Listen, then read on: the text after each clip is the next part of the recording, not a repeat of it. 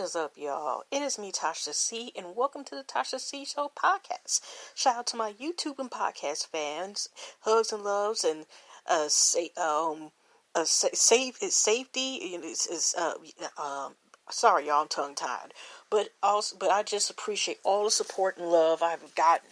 You know, if y'all wondering about my YouTube channel, and you never go ahead and just type in Tasha CV.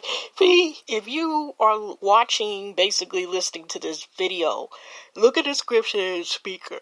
Excuse me, y'all. I'm not going to go to the low intro, but again, I will say, it is another episode of our Kings and Queens Next Door, which is me just, some 9 times 10 talking about certain things in Black history or things that are coming up. From my perspective, sometimes I might read certain things and so forth and take it from there. Okay. Wait a minute. I just looked on the Instagram real quick. I haven't been here in a while. But before I go for something, like I said, I also want to say this. Hugs and loves to the people in my YouTube man or podcast fam in the future to also support me. I've known some complex Instagram. Frank Ocean, he's known for being a phenomenal songwriter. Comes out, seems like with a song every 4 or 5 years, and then goes back to hiding. Singers well, and just a phenomenal artist. Frank Ocean just released 2 new songs on streaming services. Caniendo and Dear April. Hit the link in the bio to listen. I haven't listened yet. I was trying to look for something else, and it just popped up. In it there. It was one I wanted to go on here, and I was going to read the accounts, because I actually originally started with a combination of the websites and Instagram, which I still do, but I wanted to say 2 things that are coming up on 2 events that are coming up to look out for this weekend.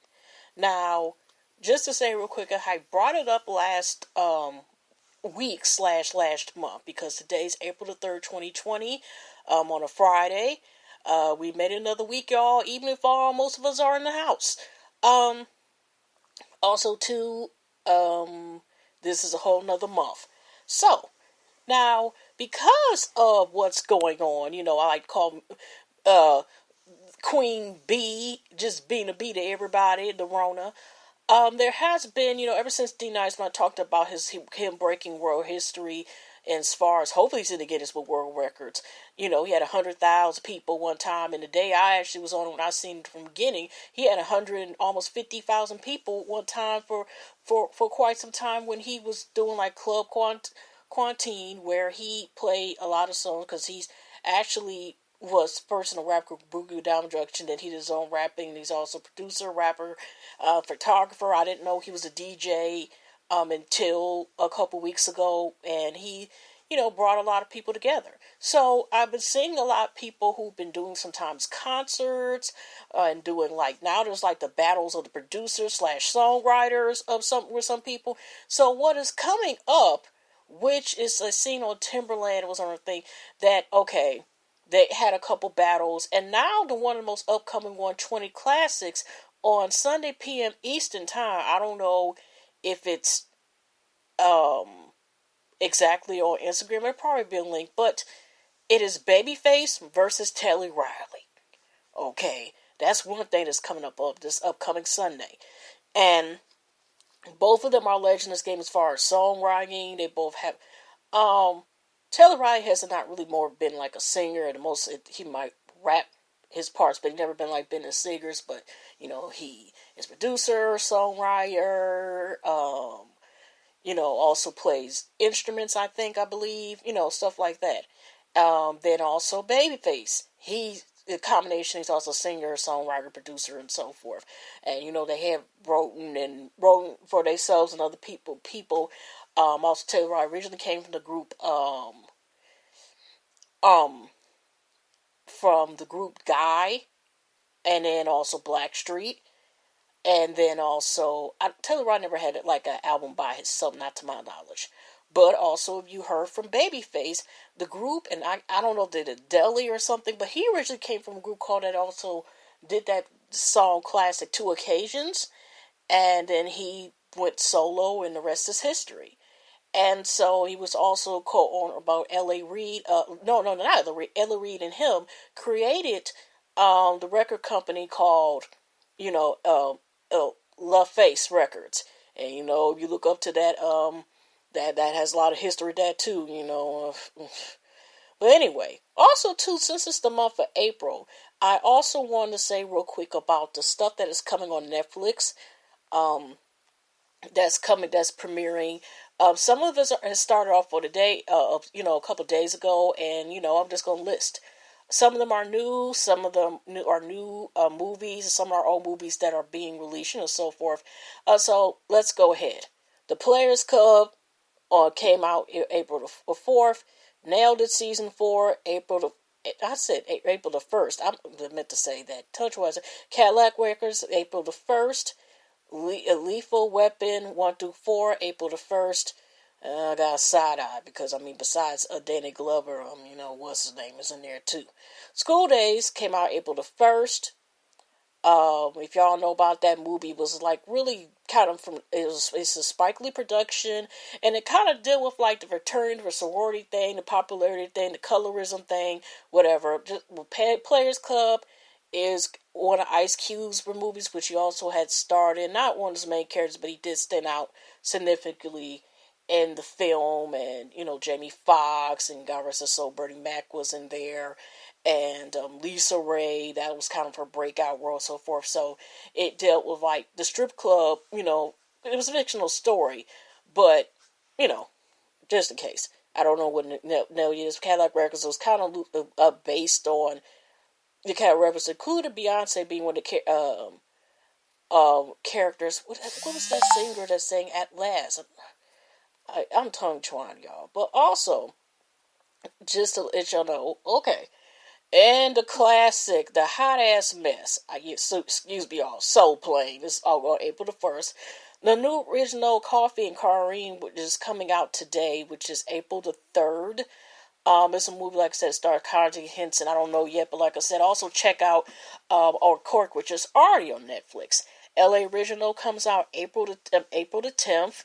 The Main Event comes out April the 10th. The Outer Banks comes out April the 15th. Sprinter comes out April the 15th. Hashtag Black AF. AF, you go look that up. It comes out April the 17th. Django Unchained, April 25th. I never seen all the movie Django Unchained. That's Quentin Tarantino, and Jamie Foxx is being free slave, and go gets his wife back, and Quentin Tarantino style, and how he be dramatic, and there's a lot of violence, all this crazy stuff happen, with him. Dangerous Lies comes out April the 30th. And before I read my 2 articles of the night to evening, now, if most of us have heard about the classic book, like show that used to be on PBS or wherever we heard about Reading Rainbow, which is part of my childhood, which Shaka Khan, I actually sang the intro, and it was LeVar Burton, which he was actually the young version of Kunta Kinte from Roots. He was in Star Trek New Generation and so forth. So he's a legend just based on some of the characters he played in his acting. But Reading Rainbow, he would talk about different books, different themes, talk about different stories, and sometimes even read one of the books, and you see the pictures and stuff, and you kind of interact with the book as well. So he encouraged reading, and it was actually a very entertaining show. And so they've been talking about he wants to start doing reading again. And so y'all, it's going to be, I think it's on Stitcher too, the podcast. I also have my podcast on there as well. But Stitcher, I don't know if but I just want to tell you, because I also found on Twitter, because I've got, honestly, the Instagram handle where I originally found us from, but LeVar.Burton, if you want to follow him on Instagram, and also on Twitter as well.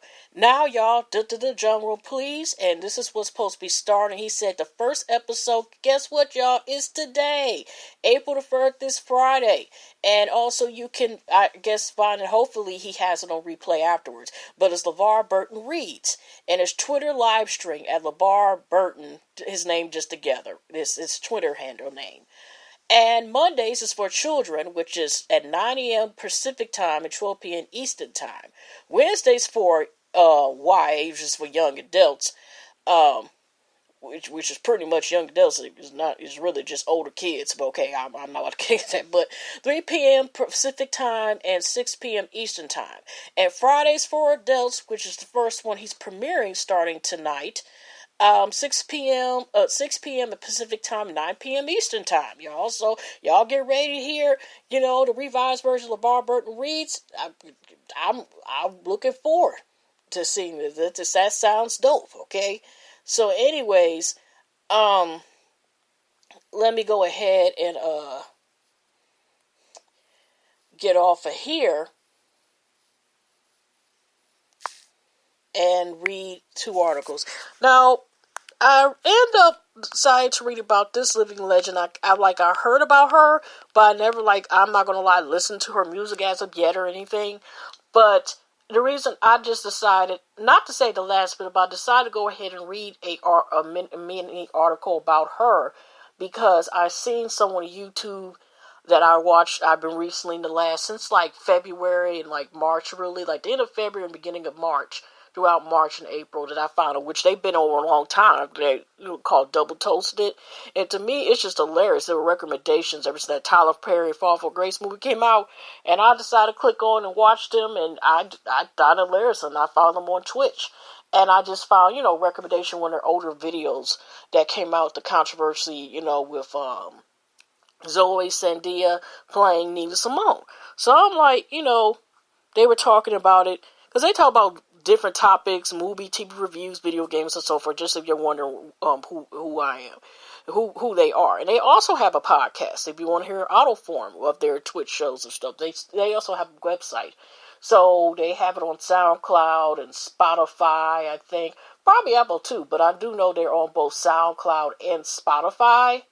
And I know SoundCloud are other stuff, and I know I'm ranting, but also too, some of the people on it's a mixed diverse people that are on that show as well, but 2 of the main people, are black. But like I said, it's funny personally to me, on their stuff. So I do love their shows. So, anyways, y'all, let me go ahead and talk about the legend, God rest her soul, Nina Simone, which I'm on biggerography.com. Nina Simone, author, civil rights activist, singer, pianist, who was born in 1933 and passed away in 2003. Now, they don't have exactly who actually created this, but this is updated July 17, 2019. The original was January 19, 2018. Now, this is just a little preview that I'm reading right now. Then I'll get into reading, her mini biography. Legendary performer Nina Simone sang a mix of jazz, blues, and folk music in the 1950s and 60s, later enjoying career resurgence in the 80s. The staunch civil rights activist she was known for was for tunes like Mississippi Goddamn, Young, Gifted, and Black, and For Women. This sounds like if Tora Morrison got rest her soul, she passed away, I think, last year. And of course, y'all, I've been hard-headed. I still have not finished watching the movie yet, because I know I can go back to it, but I will soon. But she reminds me of a singing version of Tora Morrison. Okay, but let's get started. Who was Nina Simone?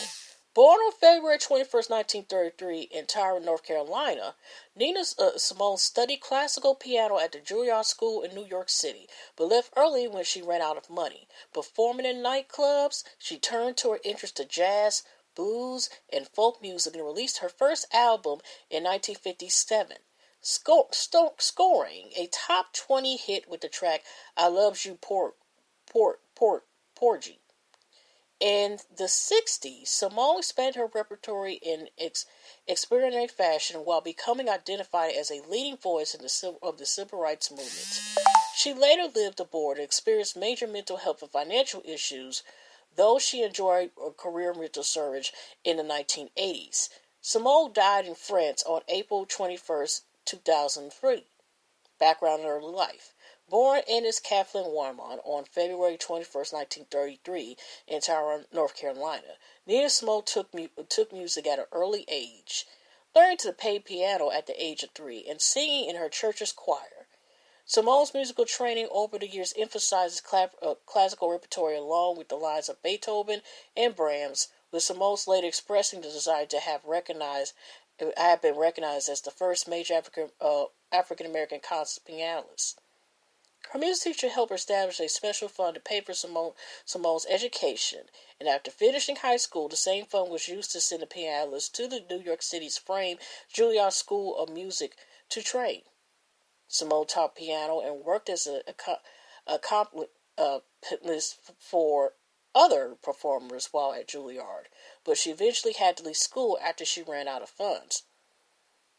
Moving to Philadelphia, Simone lived with her family there in order to save money and go to a more affordable music program. Her career took an unexpected turn. However, when she was rejected from the Curtis Institute of Music in Philadelphia, she later claimed the school denied her admittance because she was African American. Turning away from classical music, she started playing American standards, jazz and blues in Atlantic City clubs in the 1950s.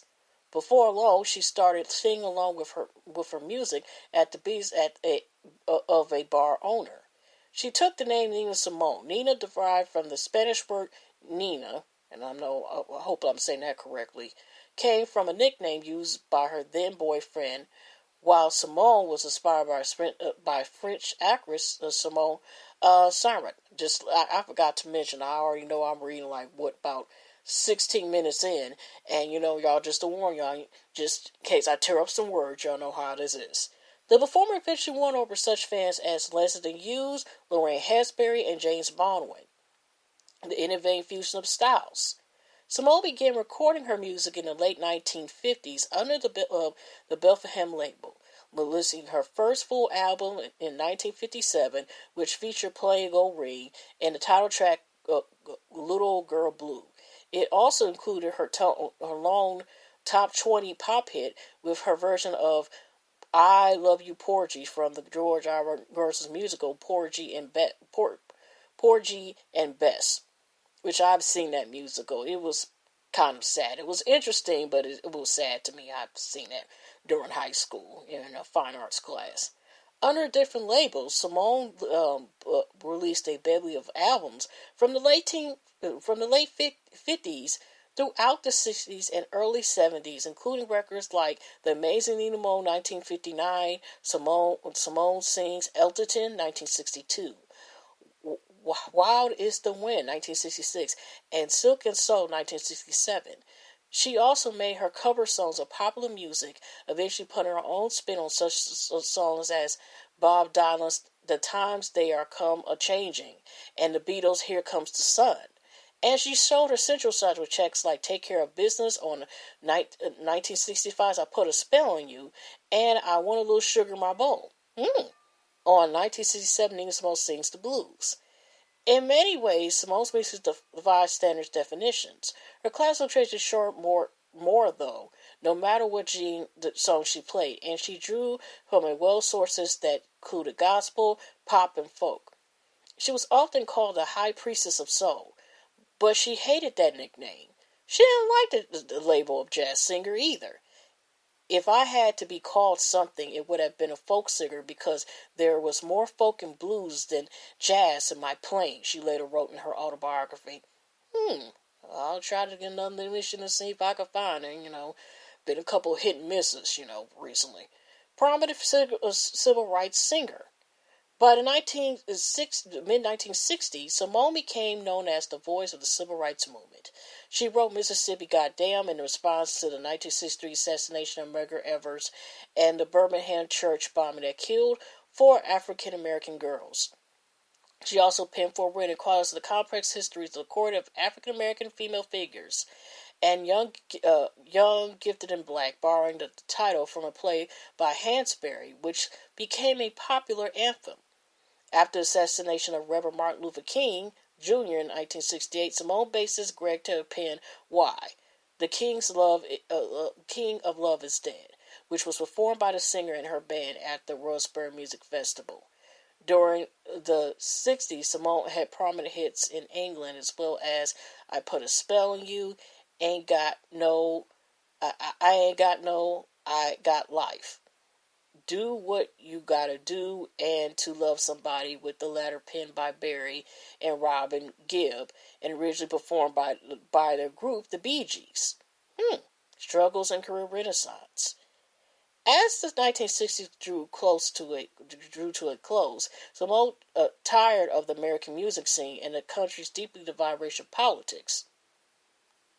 Having been neighbors with Malcolm X and Betty Shabazz in Mount Vernon, New York, she later lived in several different countries, including Liberia, Switzerland, England, and Barbados, before eventually settled down in the south of France. For years, Simone also struggled with severe mental health issues and her finances, and clashed with managers, record labels, and the Internal Revenue Service. Well, Simone's IRS. Ugh.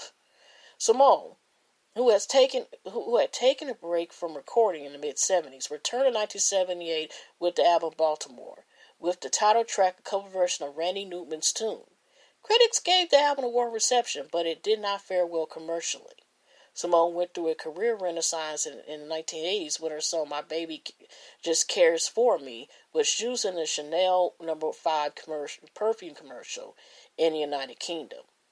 The song thus became a top 10 hit in Britain in 1985. She also penned her autobiography I Put a Spell on You, which was published in 1991.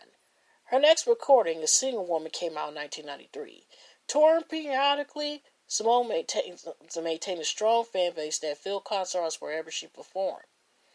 In 1998, she appeared in the New York tri-state area, her first trip there in 5 years, specifically playing at the New Jersey Performing Arts Center in New York. The New York Times critic John Paris reviewed the concert, noting that there is still power in her voice, and that the show featured a beloved sound, a celebrated personality, and a repertoire that magnifies them both. That same year, Simone attended the South African leader Nelson Mandela's 80th birthday celebration. Death and Legacy. In 1999, Simone performed at the Guinness Blue Festival in Dublin, Ireland. She was joined on stage by her daughter Lisa Simone Kelly for a few songs. Lisa, from Simone's second marriage to manager Andrew Stroud, followed in her mother's footsteps. Alone in an array of performers' accomplishments, she had appeared on Broadway's Aida using the stage name Simone. In her final years, reports indicated that Nina Simone was battling breast cancer. She died at the age of 70 on April 21st, 2003, at her home in Charleroi, France. While she may be gone, Simone left a lasting impression on the world of music, art, and activism. She shared her truth, and her work still resonates with great emotion and power. Simone inspired a array of performers including Rita Franklin, Laura Nyro, Joni Mitchell, Lauryn Hill, Michelle Nightingale. Yeah, Michelle Nightingale gets slept on. I mean, she be playing the hell out of, but she's a great singer, and she's dope. Her deep, distinctive voice continues to be a popular choice for television and film soundtracks. 2 documentaries on the musician's life were released in 2015. The Amazing Nina Simone, directed by Jeff L. Linderman, and What Happened, Miss Simone, from Netflix. The latter project was directed by Liz Garvers and offered commentary from daughter Lisa and ex-husband Sherrod, among others. In addition to glorious musicianship, the project detailed troubling aspects of Simone's life, including the abuse she endured from her ex-husband and internal abuse the daughter endured from her mother. What Happened, Miss Simone later received an Oscar nomination for Best Documentary. In a turn of controversial casting, Simone was also depicted by actress Zoe Zanini, which I mentioned, in the 2016 biopic Nina. In 2016, Simone's childhood home in Tehran on the market. 4 African-American artists team up to purchase the structure, fearing it will be demolished. 2 years later, the National Trust of Historic Preservation designated the house as a national treasure, hereby protecting it from demolition. with the organization reportedly intent to finding ways to restore it for use by future artists. This is a fact checked. Okay, citation, article, auto title, authorbiography.com, editor's website name. Okay, publisher A&E Television. And that is it, y'all. I know that's only one article, but I didn't know it was already 25 minutes in, and I'm going to go ahead and go back to bed. And hugs and love, y'all. God bless and stay safe. And I will see y'all tomorrow in another edition of our Kings and Queens tomorrow. All right, y'all. Take care.